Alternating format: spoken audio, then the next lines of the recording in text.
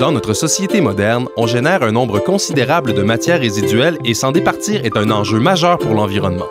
Si le recyclage représente une option intéressante, plusieurs se questionnent sur son efficacité réelle. Que se passe-t-il avec nos matières une fois envoyées au recyclage? Et surtout, nos efforts pour recycler portent-ils vraiment leurs fruits? Le premier maillon de la chaîne est le consommateur qui, par sa façon de recycler, contribue considérablement à l'amélioration de la qualité et de la quantité des matières qu'on recycle. À Rouyn-Noranda, tout ce qui est recyclable va en vrac dans le bac bleu. Papier, carton, plastique, verre, métal. Notez que le tissu et le bois ne sont pas recyclables. Les matières doivent être préalablement vidées, séparées et bien rincées avant de se retrouver dans le bac. Plus difficile à trier mécaniquement, les plastiques mous peuvent devenir un contaminant pour les autres matières. Il est fortement conseillé de les regrouper dans un sac à part avant de les envoyer en vrac dans le bac bleu avec les autres matières.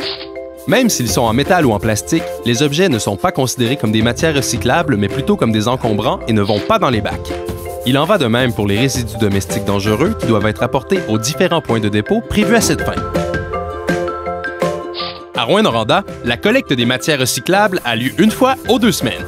Le citoyen porte au chemin son bac bleu en s'assurant qu'il est bien positionné et bien identifié.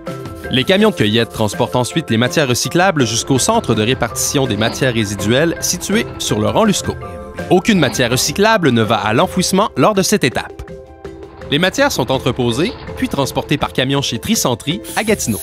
Au centre de tri, elles sont séparées par divers procédés mécanisés, puis revendues sous forme de ballots à des entreprises manufacturières qui les retransforment en une multitude d'objets utiles à notre quotidien, très souvent eux-mêmes recyclables. Par exemple, les bouteilles de plastique deviennent des sacs de recyclage, des meubles de jardin, des cintres ou des peignes. Le métal devient des clous, des boîtes de conserve, des pièces de moteur. Les journaux deviennent des boîtes à œufs, de la litière pour animaux ou des stylos.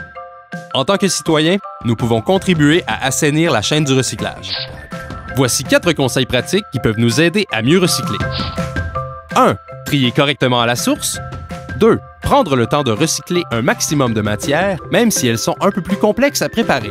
3. Favoriser l'achat de produits recyclables. 4. Et plus important encore, réduire à la source, parce qu'il n'y a pas de matière plus écologique que celle qu'on ne consomme pas. Pour plus d'informations sur la gestion des matières résiduelles, consultez le rouyn-noranda.ca ou appelez la ligne info Visez Vert.